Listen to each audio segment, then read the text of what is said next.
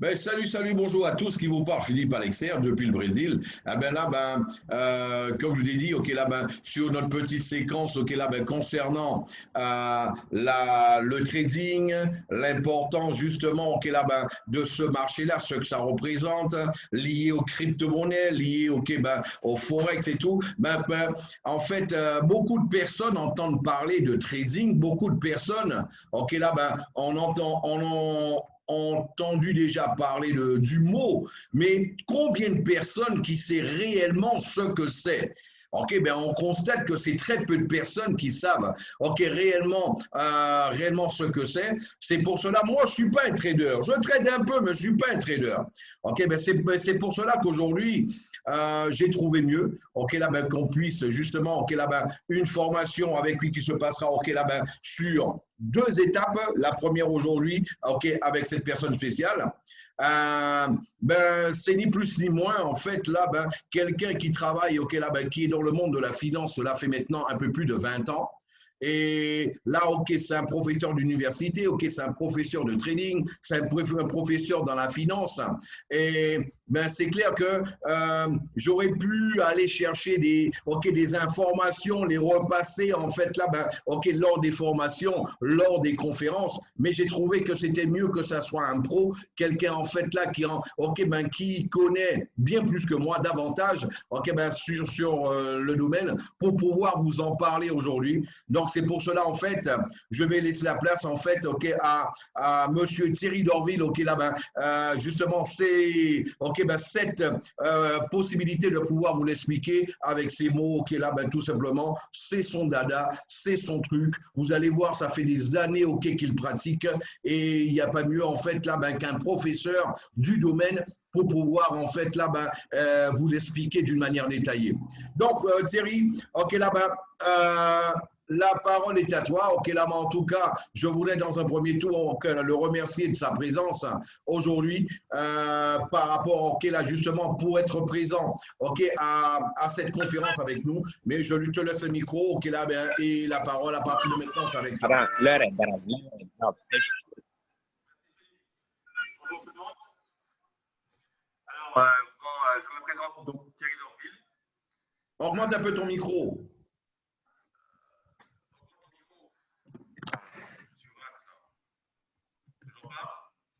Non, davantage.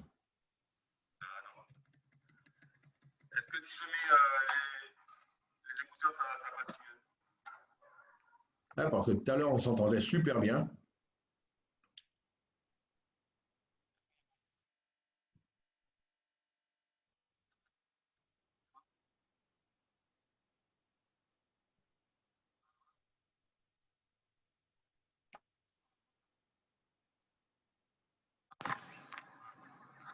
Ah, tu m'entendais pas?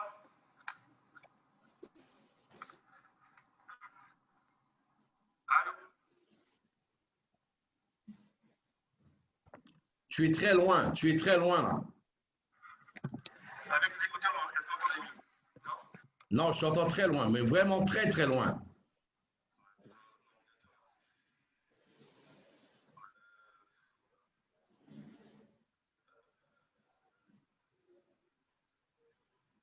Je vais essayer de parler le plus fort possible. Est-ce qu'on m'entend bien là?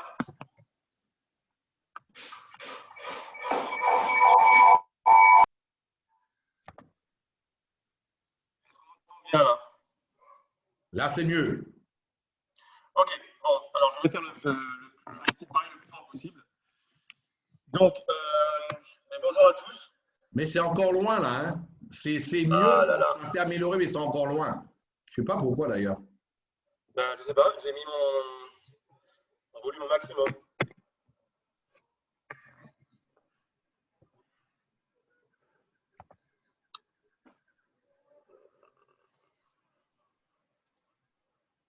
Je suis au maximum là.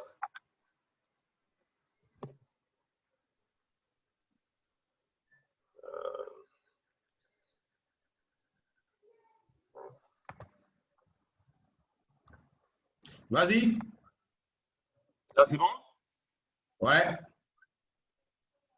Ok. Alors aujourd'hui, je vais vous parler d'un marché particulier dans le trading, c'est le Forex, le marché des devises. Avant tout, je vais me présenter rapidement, pour savoir ce qui m'a amené au Forex.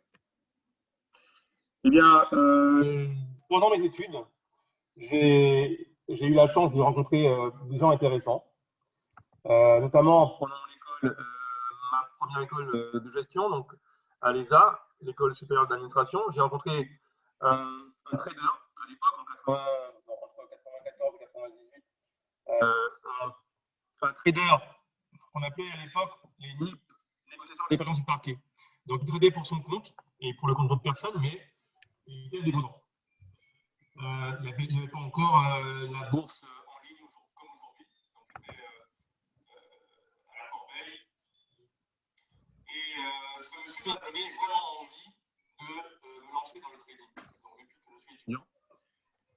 Et à l'époque, pas d'Internet. Donc, imaginez qu'il n'y avait pas les mêmes moyens aujourd'hui. Donc, c'était un ordinateur lié à un modem avec des logiciels qu'on achetait pour pouvoir éventuellement gagner de l'argent. Voilà. Donc, j'ai moi-même fait mon auto-formation. J'étais plutôt autodidacte là-dessus. J'ai acheté beaucoup de livres, j'ai lu beaucoup de livres, et mon premier livre, c'était La vente à découvert. Voilà, de Stan Weinstein. Donc, quelque temps après, j'ai créé mon entreprise de conseil de gestion de patrimoine en Île-de-France. Et malheureusement, c'était l'année de la crise des subprimes, en 98. En 2008. Et donc, en 2008, j'ai quand même fait quelques contrats avec des clients. J'ai rencontré des gens intéressants, quoi, notamment le directeur adjoint de Bourse Direct. J'ai rencontré d'autres personnes intéressantes, des gestionnaires de fonds, qui m'ont donné quelques conseils. Et j'ai dû donc déménager, arrêter mon activité. Donc, avec la crise des subprimes, les gens ne faisaient plus confiance au marché. Puis il y avait aussi la naissance de mon premier fils. Mais entre-temps, j'ai quand même, tout ce temps qui est passé, pris le temps d'apprendre encore, parce que le trading, c'est une longue histoire d'apprentissage. Hein. On n'est pas trader d'un seul coup. On apprend au fur et à mesure, et chaque fois, on s'améliore. J'ai eu et ça m'a permis d'élaborer des méthodes, des stratégies gagnantes aujourd'hui. Donc, ces stratégies gagnantes, je les mets au service de personnes qui souhaitent. Donc, aujourd'hui, Philippe a fait appel à moi pour partager cette expérience que j'ai du trading. Voilà, on va commencer. Donc, le Forex, qu'est-ce que c'est? Eh bien, c'est le plus grand marché financier du monde. C'est le marché d'échange de devises, et il est très très liquide. Donc, c'est la bourse des monnaies. Donc, quand vous entendez parler de l'euro-dollar, de l'euro-yen, etc., donc voilà, c'est le Forex. Il est né en 1973, donc aux États-Unis, évidemment. Et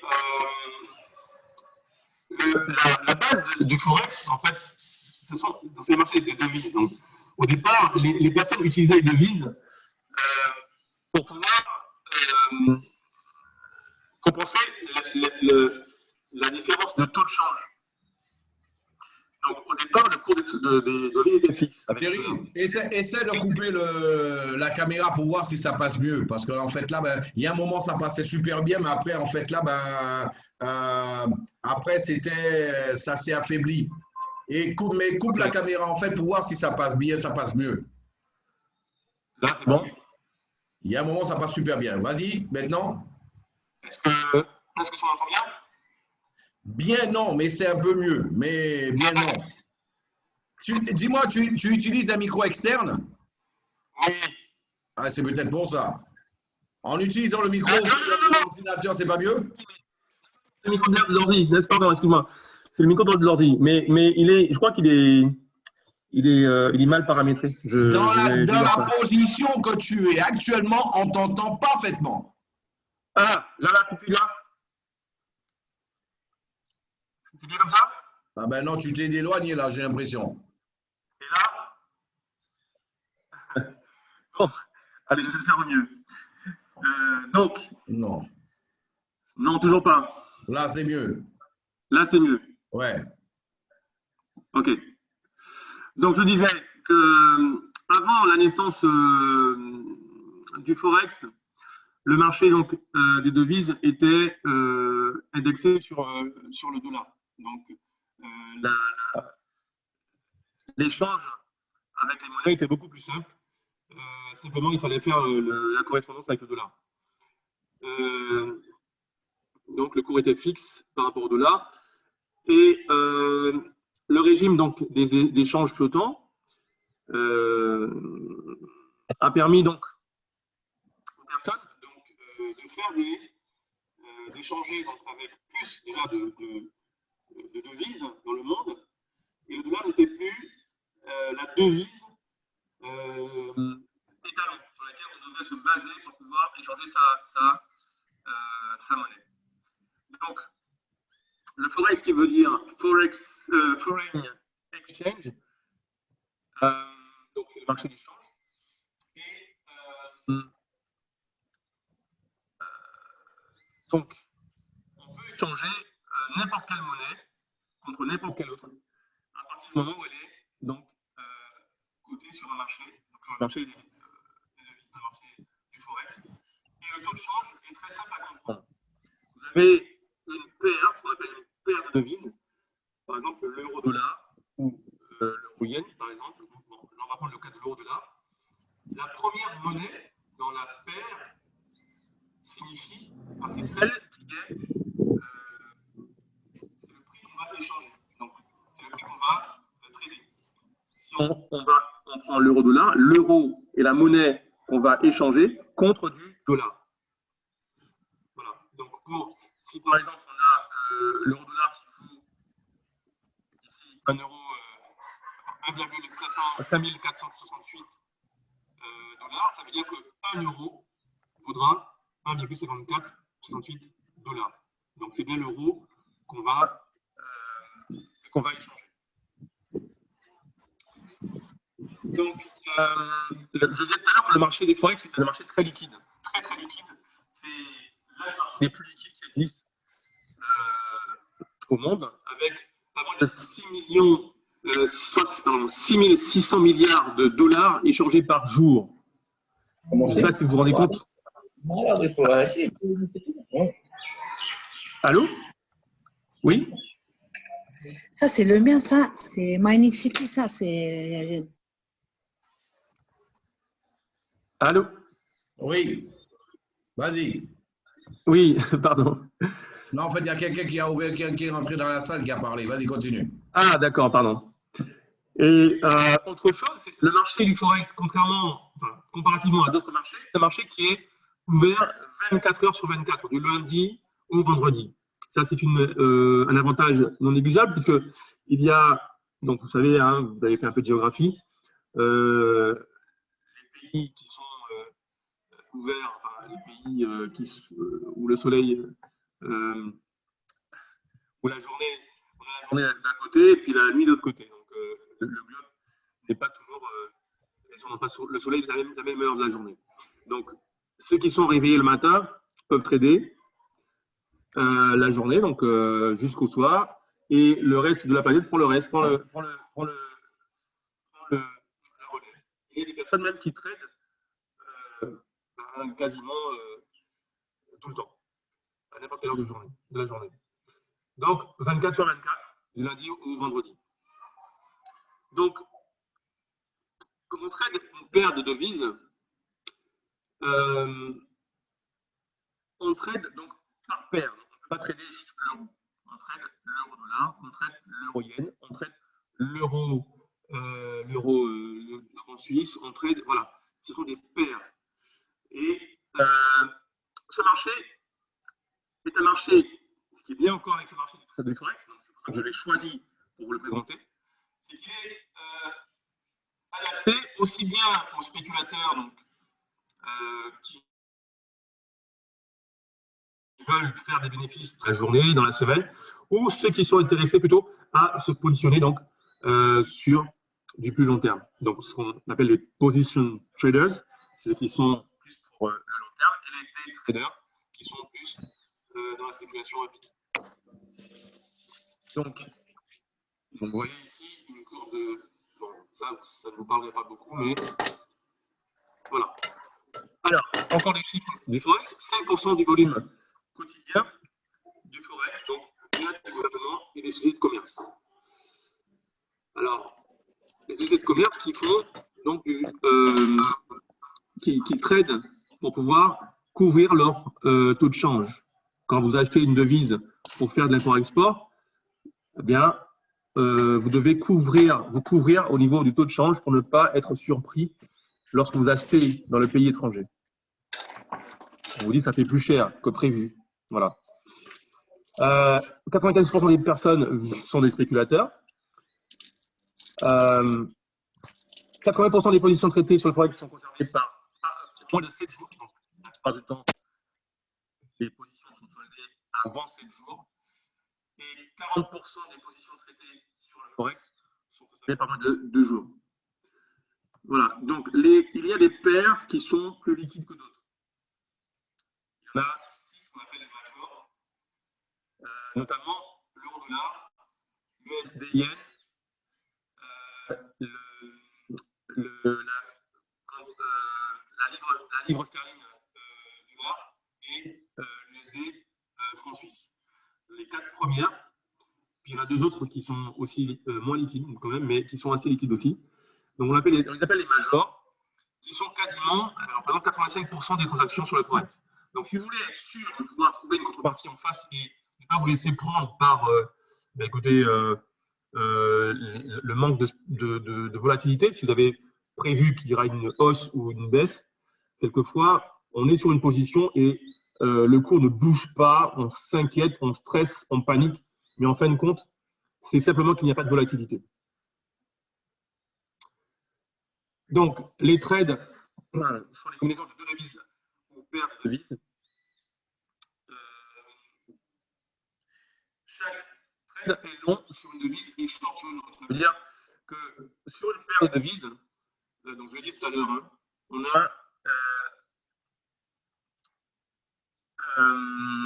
la première devise qui est la devise sur laquelle on va miser en fait.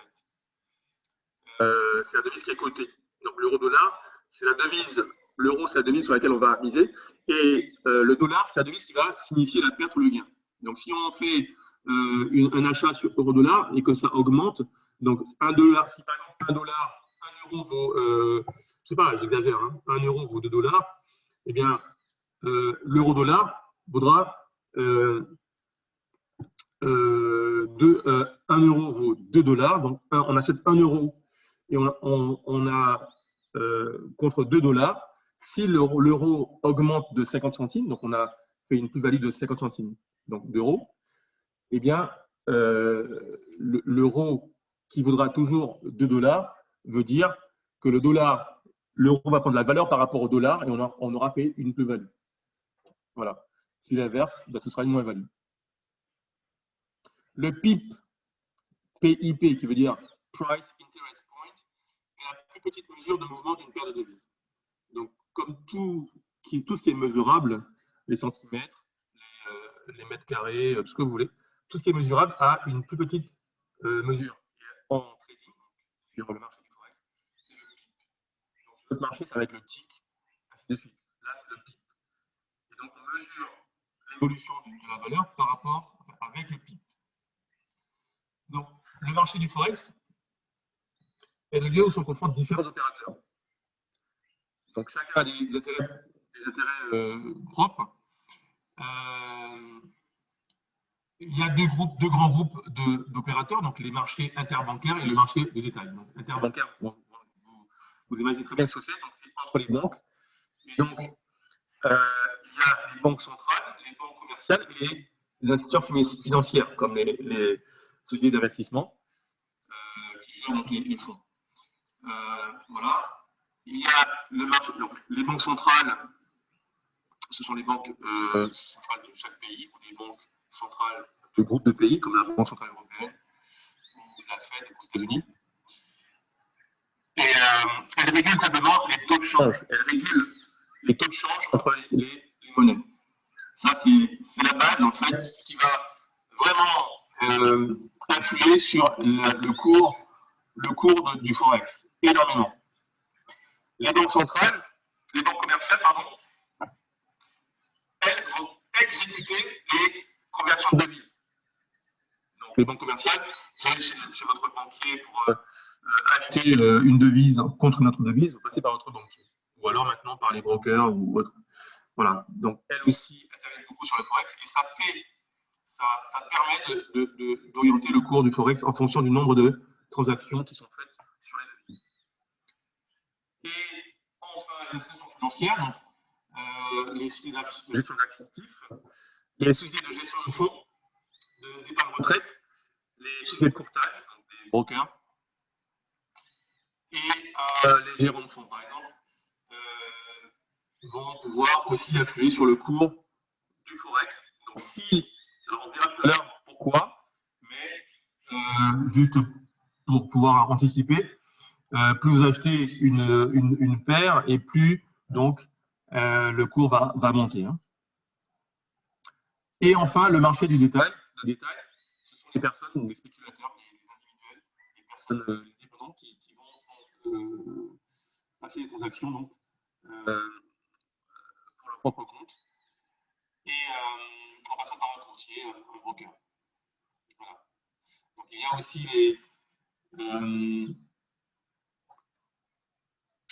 les hedge funds qui sont des fonds d'investissement, comme les fonds de pension. Et vous imaginez bien que ce sont des milliards qui sont échangés. Et ces milliards ont une très grande influence sur le marché du Forex. Donc, quand il y a, comme George Soros par exemple, ou comment il s'appelle déjà le milliardaire qui est avec Bill Gates, là, quand il décide de passer un ordre sur. Alors, le milliardaire par exemple, il n'est pas sur le Forex. Est-ce que tu as bougé là? Parce que là, ça recommence pendant un petit moment à passer, à mal passer là. Donc, essayons de le retrouver. Pourtant, on s'est parlé avant, ok, là, ça passait super bien. Mais ça arrive, c'est ça la technique, en fait, ça arrive, ça peut arriver. Regarde, essaie de bouger un peu, ok, là, regardez un peu, ok, là, parce qu'en fait, ça, c'est pas que ça crache, mais c'est très loin et c'est, voilà, c'est ce qui fait qu'il y a des moments où on ne capte pas. C'est mieux là? Ça s'améliore. Ça crache un peu. Là, maintenant. Vas-y. C'est bon maintenant? Là, c'est mieux. Très bien. Donc, j'ai parlé des sociétés commerciales déjà.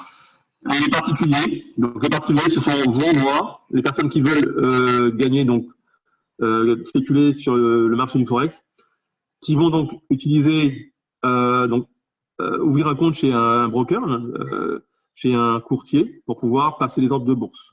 On verra ça comment, on verra comment on pourra le faire plus tard.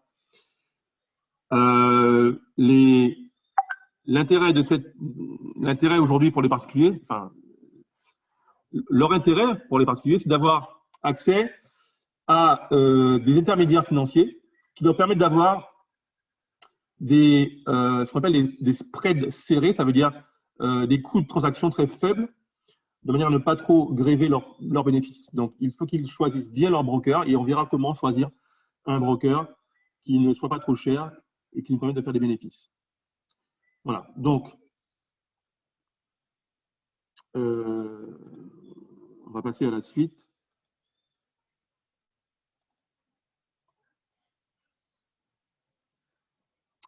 Donc, pour trader, il y a des informations que l'on doit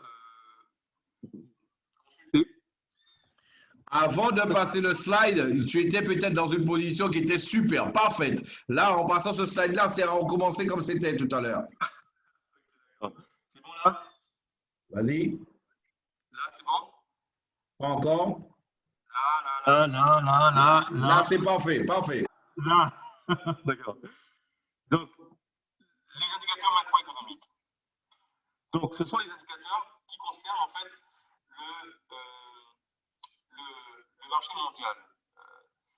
Macroéconomique, c'est global, et microéconomique, c'est l'entreprise et les petites entités. Donc, macroéconomique, des informations qui viennent du marché, des informations qui viennent de la politique, des décisions économiques et politiques, des décisions des grandes institutions, et qui influent sur les monnaies. Donc, qu'est-ce qu'un indicateur? Les indicateurs macroéconomiques sont des statistiques qui indiquent l'état de santé d'un pays à travers des différents secteurs économiques qui le composent, donc l'industrie, le marché du travail, le commerce, etc. Donc, ils sont publiés à intervalles réguliers par des organismes d'études statistiques publics et privés. Les indicateurs macroéconomiques aident les traders du Forex à prendre le pouls d'économie. Donc, pour trader, il faut utiliser la technique de l'entonnoir, du général au particulier. Ça veut dire qu'on doit avoir l'information globale, l'information générale qui concerne en fait le marché mondial, l'état de santé de l'économie mondiale. Ensuite, l'état de santé de l'économie de notre continent, notre pays, et enfin notre. Est-ce que tu aurais bougé ou alors bougé quelque chose? Ah ouais, bah, c'est dommage. Des informations aussi importantes comme ça, ok, là, ben, qu'on prenne, ok, là, ben, une partie. Là, c'était parfait, là, tout à l'heure. Là, c'est bon? Pas encore. Là, c'est mieux. Là, c'est parfait. Là, c'est parfait. Ok, bon, je ne bouge plus. Oui, c'est ça. Donc, les indicateurs macroéconomiques. Alors, dès qu'un organisme statistique publie une information nationale ou internationale venant de l'organisme macroéconomique, eh bien, ça fait énormément bouger les taux de change, donc les cours du Forex. Donc, exemple, les élections américaines. Quand il y a eu les élections récemment, le cours du Forex a énormément évolué de façon anarchique les jours qui ont précédé et succédé donc l'élection du président américain. Donc c'est très très troublant et gênant. Donc on conseille même aux traders particuliers de ne pas se lancer pendant les élections américaines parce qu'il faut être très bon pour pouvoir anticiper ça et avoir des informations autres que celles-là. Donc le niveau de volatilité varie en fonction de l'importance de l'indicateur. Donc, c'est la raison pour laquelle il est important de comprendre ce qu'il y a derrière chaque indicateur de marché. Donc, les taux d'intérêt, par exemple, l'annonce de taux d'intérêt. Lorsque la Banque Centrale Européenne ou la Fed annonce une hausse des taux ou une baisse des taux, ça a une influence capitale sur le marché du Forex.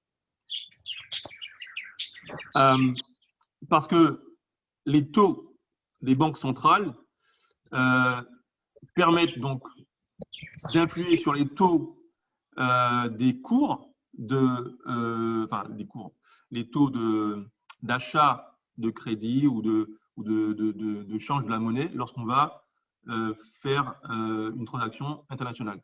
Donc, plus, comme on l'a vu tout à l'heure, les acteurs du marché qui utilisent le Forex pour les couvertures de taux de change, eh bien, si la Fed ou la Banque Centrale Européenne dit que le taux va augmenter, ça va avoir une influence sur le commerce extérieur, par exemple.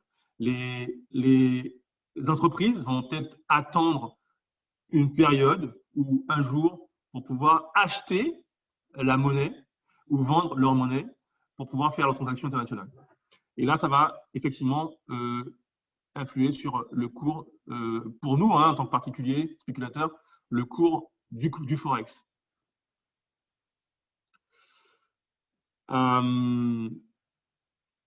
Donc, les monnaies représentent l'économie du pays, les différentiels de taux de change d'un pays à l'autre, les cours croisés de devises. Donc, c'est ce que je disais. Donc, lorsque les taux de change varient, eh bien, la valeur d'une monnaie par rapport à une autre va donc varier. En conséquence, il faut suivre ces taux d'intérêt, enfin, ces annonces de changement de taux d'intérêt par les banques centrales afin d'augmenter ses chances de. Enfin, il est préférable afin de pouvoir augmenter ses chances de gain au trading. Autre indicateur macroéconomique, le PIB, le produit intérieur brut. Donc, ce sont toutes les productions nationales d'un pays. Donc, quand on produit, on fabrique, on produit des biens et qui sont produites dans le pays pour le pays, ce qu'on appelle le PIB. Et le PIB est l'indicateur le plus large de l'économie d'un pays, donc représente la valeur marchande totale de l'ensemble des biens et services produits dans un pays pendant une année donnée. Donc, une année pour le PIB. Alors, cet indicateur est un peu décalé parce qu'il utilise deux rapports. Il y a, lorsqu'un PIB est calculé, enfin, il y a un rapport qui est édité en fin d'année pour l'année suivante. Et donc, il y a ce qu'on appelle le rapport avancé et le rapport préliminaire. Le rapport avancé permet, déjà, je ne vais pas rentrer dans les détails, mais il y a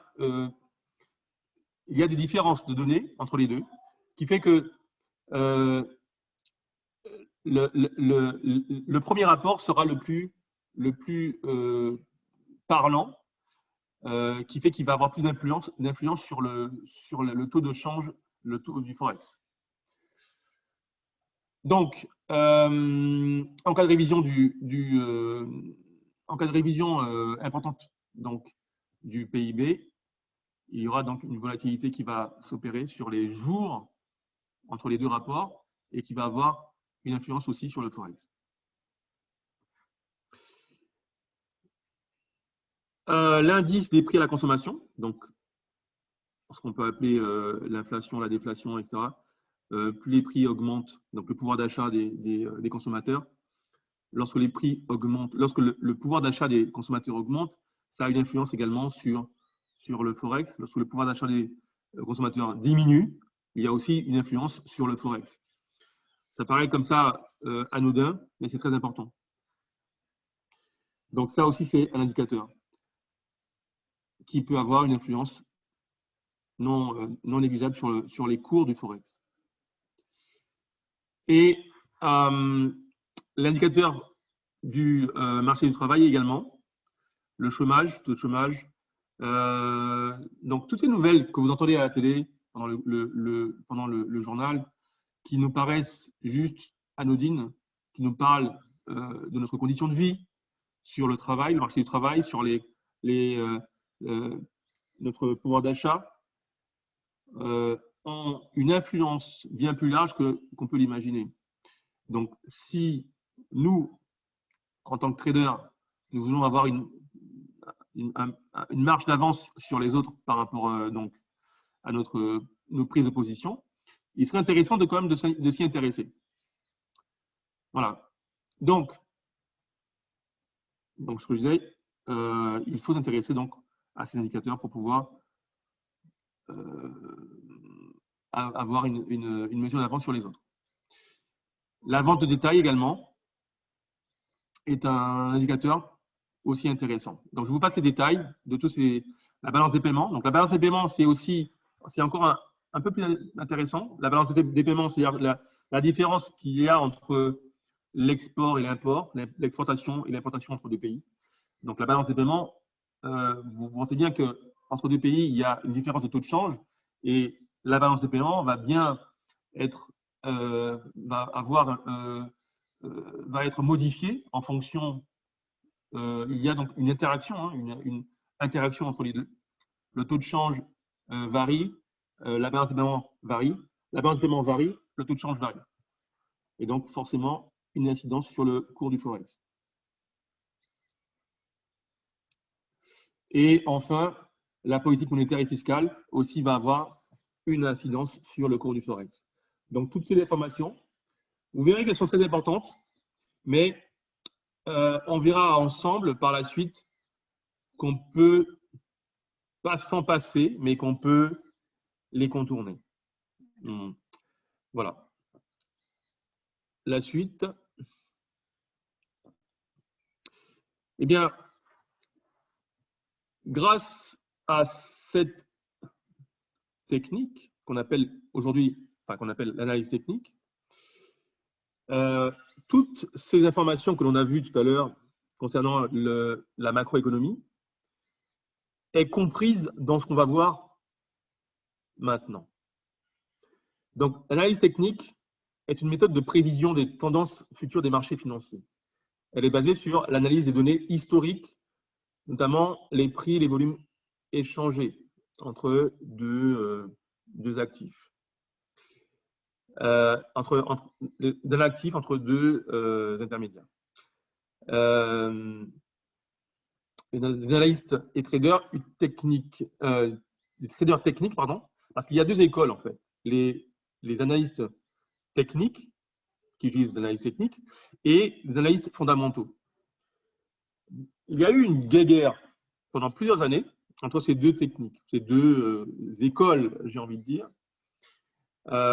puisque les analystes fondamentaux pensaient que l'analyse technique était un peu ésotérique, parce que n'était pas basée, selon eux, sur des méthodes mathématiques, économiques, alors que, bien au contraire, l'analyse technique comprend l'analyse fondamentale.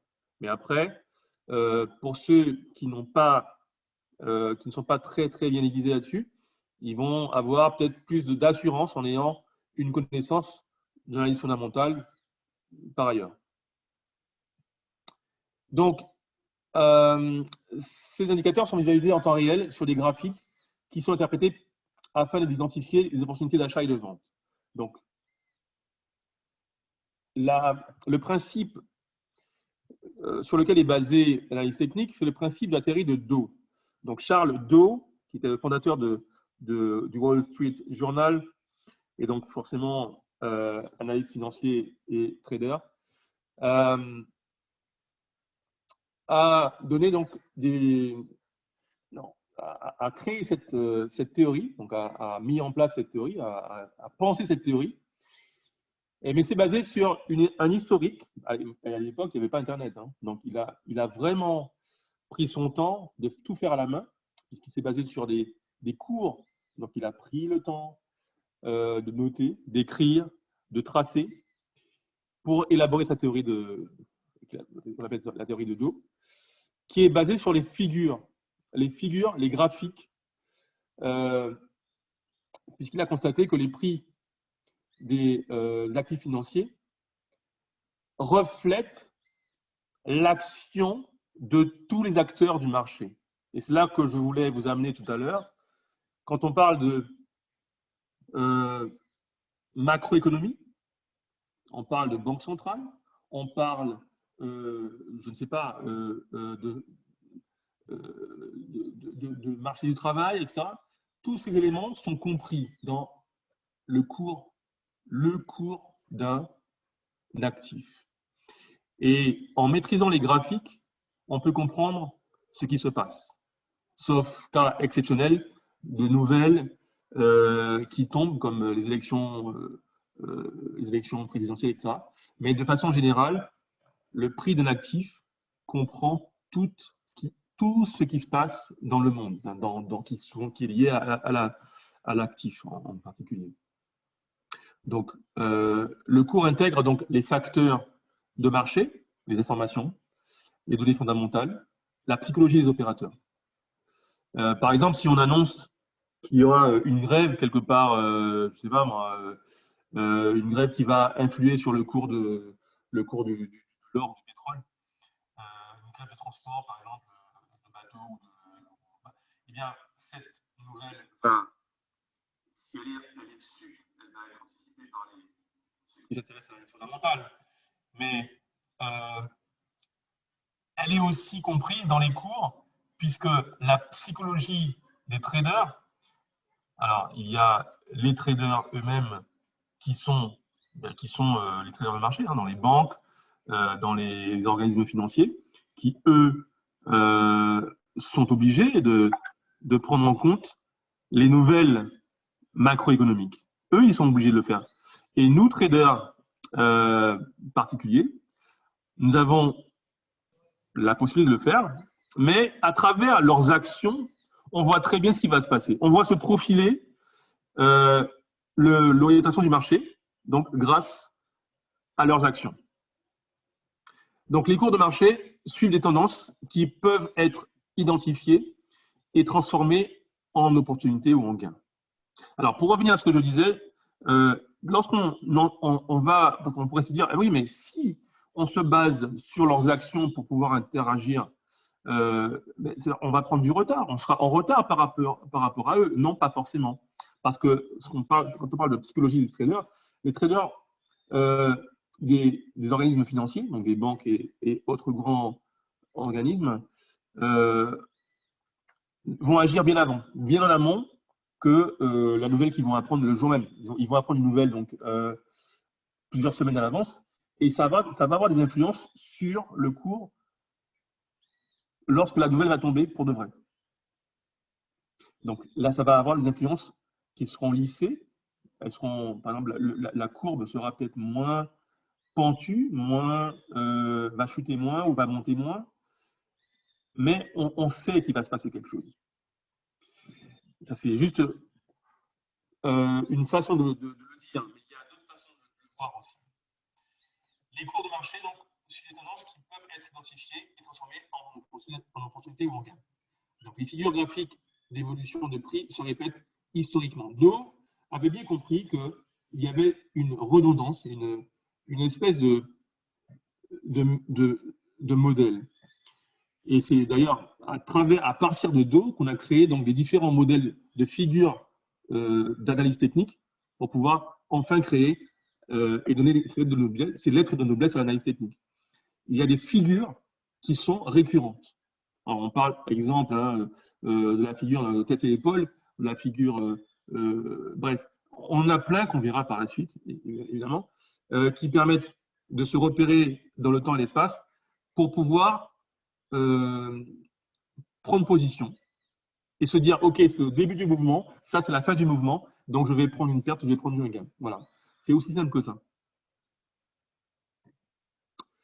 Les avantages de l'analyse technique, elle nécessite moins de données que l'analyse fondamentale. Donc, on n'a pas besoin d'entrer dans les détails, aller chercher l'information dans le Wall Street Journal, etc., ni sur CBS ou autre. Simplement, avec l'historique des cours, on comprend ce qui va se passer. Donc, il y a, par exemple, une très forte volatilité. S'il y a une très forte volatilité avec de gros volumes d'achat ou de gros volumes de vente, on sait qu'il va se passer quelque chose. Et on sait quoi? On sait comment? Eh bien, si on affine la recherche, on affine l'analyse technique, on comprend de plus en plus ce qui va se passer. Après, on peut avoir la confirmation par les nouvelles, mais l'analyse technique donne déjà l'information. Donc, comme elle s'intéresse à l'identification de points de retournement de tendance, donc l'important pour nous, c'est de savoir à quel moment ça va se retourner. Donc, les acteurs du marché, on va dire les acteurs institutionnels, vont commencer à agir sur les actifs. Donc là, il y aura un ralentissement du mouvement et il y aura un point de retournement. Et c'est ce point-là qui nous intéresse. Que ce soit un point à la hausse, un retournement à la hausse ou un retournement à la baisse. Et c'est là qu'on peut commencer à prendre position pour pouvoir profiter du mouvement. Que ce soit un mouvement à la baisse ou un mouvement à la hausse. On verra qu'on peut gagner de l'argent à la hausse comme à la baisse.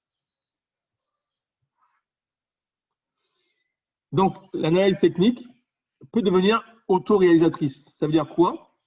Ça veut dire que plus il y a de traders qui vont aller dans le même sens, et plus le cours… Allô?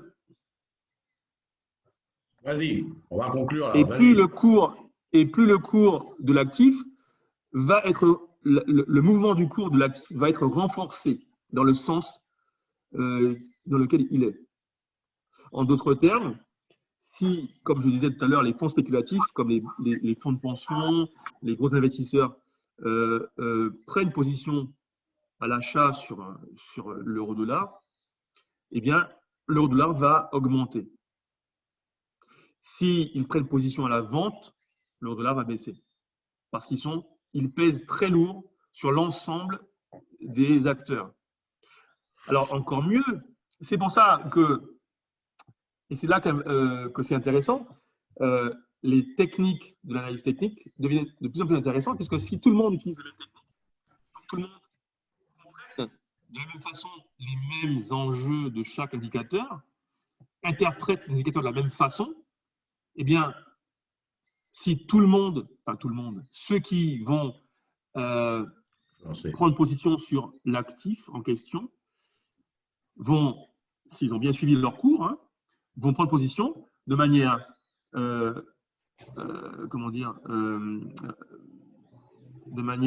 méthodique. Et donc, si ça nécessite un achat, ils vont acheter. Si ça nécessite une vente, ils vont vendre. Eh bien, l'action qu'ils vont avoir sur cette valeur, sur cet actif, l'achat ou la vente, va renforcer le mouvement de l'actif vers à la vente ou à la baisse, à la vente ou à la hausse ou à la baisse. Voilà. Donc, c'est une espèce d'interaction. Plus on achète, plus ça baisse, plus on achète. Plus on achète, plus ça monte, plus on achète. Et plus on vend, plus ça baisse et plus on vend. Voilà. Et ce qui va faire la différence, ce qui va arrêter le mouvement, ce sont les gros investisseurs, les gros intervenants sur le marché, comme encore une fois les fonds de pension et etc., qui eux vont anticiper, ou les grosses banques, les grandes banques, qui vont anticiper donc une nouvelle macroéconomique, et ça va permettre de ralentir, voire stopper le mouvement pour aller vers le sens contraire. Donc, quel choix faire? Analyse technique ou analyse fondamentale? Comme on l'a dit tout à l'heure, l'analyse technique d'aujourd'hui comprend les notions d'analyse fondamentale. Donc, il n'y a pas à se dire l'analyse technique est mieux que l'analyse fondamentale ou l'inverse. Elle est complémentaire en fait. Elle est juste complémentaire. J'ai envie de dire, c'est pour ceux qui veulent aller plus vite, qui veulent quand même pouvoir trader sans savoir les notions de marché, eh bien, elles peuvent simplement se cantonner à l'analyse technique et elles s'en sortiront très bien. Celles qui veulent aller plus loin, être plus autonomes, j'ai envie de dire, eh bien, peuvent s'intéresser aux deux. Mais elles sont complémentaires, parce que les deux vont se recouper. Voilà. Donc aujourd'hui, j'ai fait le tour. J'ai brossé un peu l'image donc de ce que nous allons voir en détail plus tard. On va voir les détails plus tard et on verra la prochaine fois les données techniques, les graphiques, comment ouvrir un compte chez un broker, comment choisir son broker, etc. Donc, on aura le temps de travailler ensemble sur les détails les questions que vous avez qui vous viennent en tête aujourd'hui. Voilà, donc je laisse la parole à Philippe. Ok. Ben là, mais en tout cas, même Thierry, ok, Dorville, ok, moi, je te donne personnellement un grand clap. Un grand clap pour le professeur, s'il vous plaît. Ok, pour cette magnifique, formation sur le trading. complète, ok, là-bas, justement, ok, là-bas, qui est puissante et surtout profonde, ok, de ce qu'il nous a pu, ok, ben, nous partager, ok, là, ben, il vous a déjà donné, ok, en fait, là, ben, les différents thèmes de la prochaine formation, ok, là, ben, vous allez avoir notamment l'information, savoir comment choisir les brokers, ok, les coursiers, tout ça, choisir les meilleurs, ouvrir un compte, ok, là, justement, ok, là, ben, chez un coursier, etc. Et bien là, vous allez savoir tout ça, ben, analyser techniquement et physiquement, visuellement, des graphiques, tout ça. Vous allez voir tout ça. En tout cas, ben, Thierry Dorville, ok, monsieur le professeur, une fois de plus. Et vous avez vu, en fait, ben, cet homme-là, ok, là, ben, depuis combien d'années, ok, là, qu'il étudie et qu'il, justement, ok, là, étudie les graphiques et qu'il analyse les graphiques pour vous dire, ok, combien lui et son équipe, ils sont pointus au niveau, justement, des analyses, ok, au niveau, justement, ok, là, du trading. En tout cas, je te remercie une fois de plus, ok, là, pour ta participation et pour ta contribution. Merci à tous ceux qui ont été présents, ok, ben, pour, justement, cette formation aujourd'hui sur le trading. Merci, Philippe. Merci à tous. Au revoir. À samedi prochain. Ciao, ciao, bye bye. Au revoir. Au revoir.